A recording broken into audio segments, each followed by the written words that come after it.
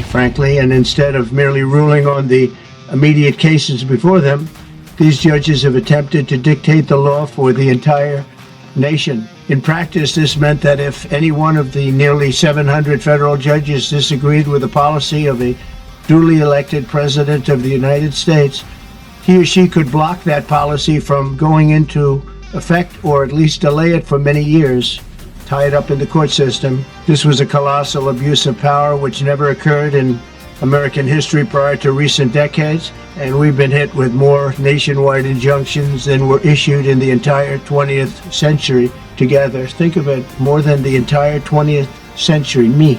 I'm grateful to the Supreme Court for stepping in and solving this very big and complex problem, and they've made it very simple. I want to thank Justice Barrett, who wrote the opinion brilliantly, as well as Chief Justice Roberts. Coming up. And Justices Alito, Gorsuch, Kavanaugh, and Thomas. Great people.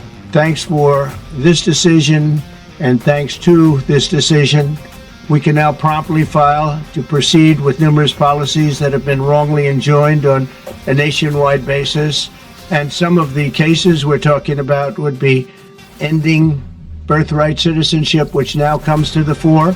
That was meant for the babies of slaves. Yes. It wasn't meant for people trying to scam the system and come into the country on a vacation. This was, in fact, it was the same date, the exact same date, the end of the Civil War. It was meant for the babies of slaves, and it's so clean and so obvious.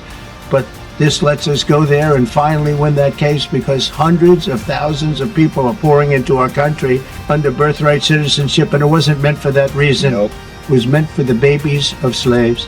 So thanks to this decision, we can now promptly file to proceed with these numerous policies and those that have been wrongly enjoined on a nationwide basis, including birthright citizenship, ending sanctuary city funding, suspending refugee resettlement, freezing unnecessary funding, stopping federal taxpayers from paying for transgender surgeries, and numerous other priorities of the American people. We have so many of them. I have a whole list. I'm not going to bore you, and I'm going to have Pam get up and say a few words, but there's really, she could talk as long as she wants, because this is a very important decision. This is a decision that covers a tremendous amount of territory, but I want to just thank again the Supreme Court for this ruling. It's a giant, and they should be very proud, and our country should be very proud of the Supreme Court today.